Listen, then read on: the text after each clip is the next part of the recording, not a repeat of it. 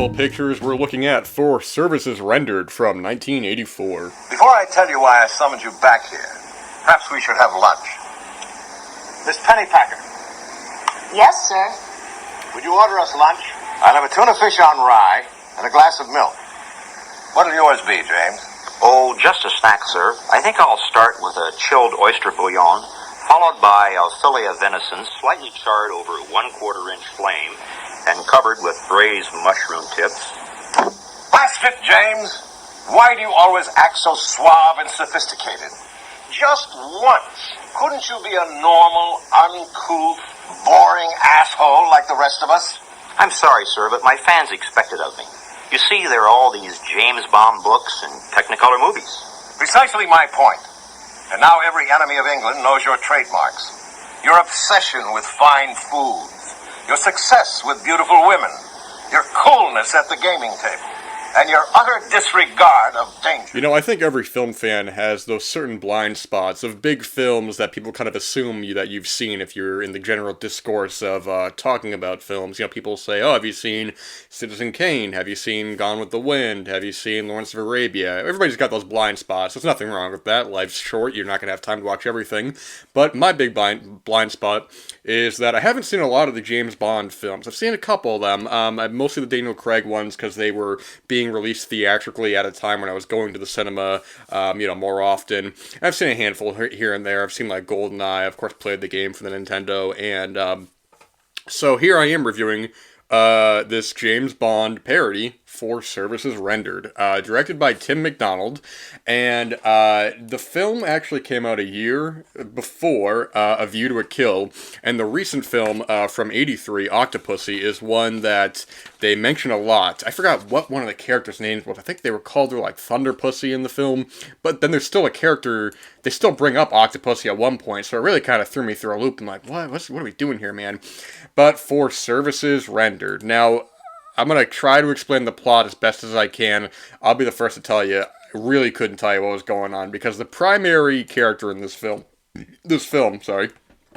is you have James Bomb, B-O-M-B, played by Ian MacGregor, who is an older actor, and I read a review online where somebody was saying that was supposed to be a reference to Roger Moore being older. I don't know how true that is. Roger Moore was in a handful of James Bond films. But what's interesting about Ian MacGregor is that he doesn't really have any sex in the film. He has one scene where he's with, I forgot the actress, I apologize, but he's with one of the actresses, but it's more of a cutaway, because then something else happens. Because primarily the one in the film who is having the majority of the sex is Dave Cannon. And for those of you who are fans of Dave Cannon, we also have in one scene, we have Bridgette Monet. They have one scene together in a bizarrely shot way where there's a strange kind of like black foggy filter over it. I don't know what they're going for here. It's almost like we're intruding on them having sex, but they're having sex in the middle of this office, so I don't really know what's the deal with that. But anyway, so this is a parody, but it's a parody with not a lot of jokes, which is I think one of the primary problems of the film, is that not even that it's not necessarily funny. I mean, humor is subjective, so whatever you find funny, is completely in the eye of the beholder. But there's just not a lot of gags in the film. There's a lot of fourth wall breaking. They mention a lot of the James Bond films and books, and there's something that you could have done with that. I think it's actually kind of a funny idea where you have this secret kind of agent, but he's like, man, no, people, I'm not even secret anymore. People, they can see me in my movies and stuff, see my books, and that's like a kind of a funny gag, but they don't really do anything with it. With the fourth wall breaking as well, in one of Bridgette Monet's only sequences in the film, I mean, she looks directly at the camera at one point. Whether or not that's intentional or not, it's kind of hard to tell, because it's not consistent with the rest of the film. That's the only time that it really does that, but the fourth wall breaking in that regard is really kind of in that section. I'm not the biggest fan of fourth wall breaking as is, unless it's done really kind of clever. And here, it's not really done the most clever. It's very much like, there's one scene early on where he's talking to kind of the head of the organization, F. Powers Giroux, who I was unfamiliar with, an older gentleman, but James is talking about, I'm going to have to go and defeat another supervillain who has a giant device, and he's basically talking about will it be a generic kind of average James Bond villain, but in a way where the delivery of it is just kind of awkward. I don't know. I mean, I think if it was perhaps done differently, where maybe they kind of like sprinkled that out, where maybe the villain is like, now here's my big device and here is what I'm like, that I it could be funny, but here it seems like the way that the scenes are blocked and the way the dialogue is delivered, there's something about comedy that has to be done so specifically as to know when to edit, when to cut, how to deliver certain dialogue, that it's very subjective to say the least. I think comedy is one of the most subjective, but here it just didn't really work for me. The film was actually distributed by, Caballero Home Video, and at the beginning of the film, it says it is by Swedish Erotica. Now, the interesting thing about Swedish Erotica that I was a little confused on is that if you look at some of the filmographies from, let's see here, from, I think it was, not Tim McDonald, but that line has, like, a lot of films in it where it was... That's what it was. Okay, I'm sorry. If you look at their what they've distributed a lot of big films. They distributed stuff like Little Orphan Dusty, what they do, Hard Soap, Blue Ice, so bigger films or bigger talked about films. But then there's a lot of films they have that I don't know if these are placeholders or what they officially are. But there's a line that's just called Swedish Erotica Films, and it goes all the way up into the 500s. Now I don't know if these are, like I said, placeholders for other films or what. But then you can even see, like on Bridgette Monet's filmography, that she did some of these Swedish Erotica films. So I really don't know what they are, and I really did investigate. But that was just curious as all. But yeah, Caballero, I don't know if they're still distributing stuff, but they were distributing stuff into the 2010s. A lot of stuff with some crazy titles I'm not going to repeat. But they did a lot of bigger films back then, which is interesting. So I don't know if that was under the Caballero line of their home video line, or if that was under the Swedish Erotica, because, I mean, this isn't the Swedish film, so I'm really unfamiliar, to be honest. But that was interesting as all. When it comes to the actual, the sex itself, there's a lot of bizarre ADR in the scenes. I forgot what I was talking about recently. I think it may have been Intimate Lessons or one of these films. Whenever they try to ADR some of these scenes, I don't know about you guys. I'm more of a guy who just prefers to just have music playing over it. I think it's far more intimate that way. Unless you're going for something more comedic, then I get it. But here, there's just some bizarre ADR. Including one line that Dave Cannon says it caught me so off guard and made me laugh out loud. It was such a wild thing to say to somebody that it made me laugh out loud. I'm like, what? Did he improvise that? I think that was a scene with Maria Tortuga. Yeah, that had to have been her. Okay, I think she's the one that actually was with... Ian MacGregor in that one scene, because, I mean, she is undercover with... who was it? Heather Thomas, I believe it was. I'm not actually familiar. Or I'm not actually sure, to be honest. I don't exactly remember. But yeah, some of that ADR is pretty rough. There was one line that I wrote down that, yeah, Dave Cannon has one line that was cracking me up. Besides one that I'm not going to repeat. If you want to know what it is, you have to watch this film yourself. But he says one line, he says, "Don't say I'm nasty, say I'm very nasty." But the way he said it was so strange. It was like, man, what are we going for here? I mean, whether it's supposed to be comedic or erotic, I think it kind of falls somewhere in the middle where it's just like, man, I don't know. I think it's just the way he delivered that line. But speaking of Dave Cannon, I mean, like I was saying before, he really is the one who kind of anchors the whole film. I mean, it's about James Bond, but they send him to kind of follow him around. And it makes sense. I mean, Dave Cannon, he's a fit guy. He's been in a lot of stuff, man. I mean, he's been in stuff like... Actually, I was talking about Stud Hunters a little while ago on the show. Really interesting film. And he's in the most memorable, or I would say most talked about sequence in that film. And if you don't remember what that is, then perhaps you can listen to the episode and find out. But he's been in a bunch of stuff. He's been like in Indecent Pleasures. I think, Stiff Competition, Babylon Blue, I Like to Watch, which is actually funny because he was in I Like to Watch, and I think Bridgette Monet was in... she was in that film as well. That's correct, yes. I Like to Watch is... a very good film, actually. I would recommend that. Maybe I'll talk about that at some point. And that's on a double Blu-ray with another film that I like a lot. I think Sorority Sweethearts. Yes, that's right. Sorority Sweethearts. I don't know if that release is still in print or not, but if you guys happen to come across that, I remember Sorority Sweethearts being really kind of exceptional. Anyways, going back to the humor in the film, I will say that actually one of the parts that gave me a chuckle that kind of caught me off guard was early on when James goes to the office. He throws a hat and just completely misses, and I was like, okay, that's a pretty funny gag. But then they actually have him go over and pick it up and put it back on, so it's sort of like, all right, it kind of lessens the blow a little bit. And then there's one gag which I guess I just didn't understand what the joke was. I guess the joke is that James Bond's or I guess in this case James Bond is a very suave guy.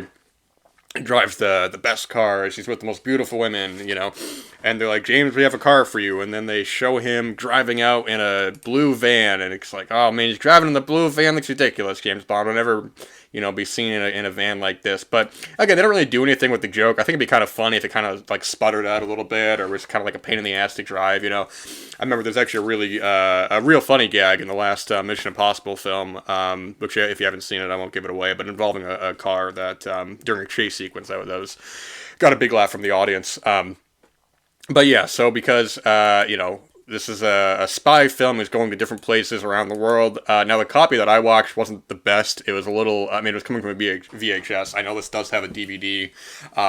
So the stock footage in the film kind of looked like the way that the rest of the film was kind of presented. So I can't imagine they actually went to these places. I'm assuming that it was just stock footage. I really don't know because of the quality of the print. But yes, they have different places that he goes to. He goes to Rome. He goes to here and there. But then he just sits in these small kind of rooms. And what's cracking me up is the lighting of this was so bizarre because the shadows were so prominent in the background. This man is in a cave at one point, and I don't know where the lighting is coming from, but there are so many shadows. It was like in a haunted house. Even during some of the sex scenes, the shadows, they cover up some of the body, and it's so strange. And if you ever seen Superman 4, The Quest for Peace, it's that same sort of deal. When Superman's talking, or Clark's talking to Lois, and he's in the apartment, it's like giant shadows in the back wall. It was cracking me up. I'm not laughing out loud, but I'm just thinking like, man, if you do not make a drinking game out of all the prominent shadows on this, because I guarantee you will have liver failure by the end of this film. And it's not a very long film either, I will say. It's only about, it's an hour and a half, but it doesn't really feel that long. I will say that towards the end, it's funny, actually, it's an hour and a half, a little longer than normal, but it doesn't feel that long. Towards the end, when the film is kind of wrapping up, it still goes on for a little bit more, which I think probably wasn't really needed. It goes on for about another 10 minutes or so, because they have to have another scene with, actually, a nice appearance by Rick Cassidy, who shows up at the end of the film. He has one scene with Cyndee Summers, and Rick Cassidy's just great, very charismatic, very good actor. He's been in a bunch of stuff. But yeah, as it's going along, the sex itself is actually not too poorly shot. I think really it's just the lighting that kind of hurts a lot of these sequences. It's actually, those scenes I think are probably the strongest shot sequences, but then it's actually everything around it that feels kind of flat. There's a lot of scenes where the camera's just kind of there and the characters walk into the frame. But with that said, there's I don't know. Some of the interiors were nice. I don't know where they filmed this. The only scene that looked like a set that they either made or used from something else was when they're in a cave in the middle of the film that kind of takes up some of it. That kind of feels like they probably built that because of just how cramped it feels. But if not, then so be it. But yeah, it looks like just, hey, we're going to this big extravagant location just to go immediately into a room or go into a bedroom or something, And even still at the end, there's some strange ADR moaning with Rick Cassidy that really kind of threw me off guard. It's completely bizarre. And then also in that scene, you have Cyndee Summers starts sucking on the end of a sink faucet, which I don't really know what that's about. I'm like, man, I hope they cleaned that beforehand. That's pretty disgusting, man. You gotta wash your hands on that, man. You wash your hands, make Cyndee Summers' saliva's all over that, man. It's wild as all hell. And actually, the end credits, too. It's actually quite a bit of credits. I think there's nice opening credits, too. It's normally these films just kind of end on their own. But here, no, it really has a whole kind of extensive credits, which is cool to see, man. It's a lot of some of the actors I wasn't really too familiar with, but when you have people like Rick Cassidy, like Dave Cannon, like Bridgette Monet, it's nice to kind of see them pop up to kind of bring it back to some sort of familiarity, But yeah, I mean, if you're watching this as a parody, it doesn't really work. I mean, I don't know if this is specifically parodying one film or if this is just a general kind of spy parody. And if it is kind of a general spy parody, that's fine. But at that point, besides just the name recognition of, hey, we're making a James Bond parody, then I don't really, there's not really a whole lot here that it really kind of takes from James Bond. There's one point where I forgot to write it down, but there's a joke about what he drinks. So, shaken not stirred. They don't say that. They say something else. I don't remember. Oh, and there's one thing I forgot to mention, which was bizarre. I don't know if it's the copy that I watched. I think it might be. There's like 10 minutes of the film that goes to black and white, and I'm like, what are we doing, man? It's not like the character is like maybe like secret device that's recording or something. No, it just goes black and white, and I'm like, this can't be part of the film. I'm chalking it up to the copy that I watched online, but it's so strange when it happens, and caught me so off guard. I was like, what is happening here, man? It's completely insane, man. It's also, I gotta say that I was laughing because I read a review for this, and somebody said that Ian MacGregor looks like Emmett Walsh, and that's cracking me up. And he looks like, I was saying, Emmett Walsh mixed with Cole Meany, who is Miles O'Brien from Star Trek Deep Space Nine. He kind of looks like that, which is kind of made me laugh a little bit. So yeah, it's not a great film. I mean, I think the sex itself is actually pretty well shot. Actually, the highlight of it, it's very erotic, very well done. But the rest of the film, not terribly funny, not terribly interesting, never boring, even though it's a little bit longer than these kinds of films will usually run to. I mean, 90 minutes itself is kind of crazy. The fact it goes a little bit over that is something else. I don't think it's that bad. I don't think it's very good either. One of my favorite things I've talked about on the show, but it's not that bad. It's watchable enough, and so take that as you will. It's not one that I'm kind of pining to recommend, but I don't think, if it sounds like it'd be your kind of thing, then go for it. It's solidly okay, and that's really kind of about it. As for the availability, I think this does have a DVD. The version that I watched was off of a VHS, so that's probably the best that it's going to get. I would assume that the DVD was just a transfer from the VHS directly, but I really don't know. So yeah, keep an eye on that if it's something that you're interested in. But that's it. That's the first Peephole Pictures for 2025. 4 services rendered. Thank you guys so much for listening. Another episode coming soon. Keep an eye out for another episode of the Cozy Corner of Cinema, and you guys take care.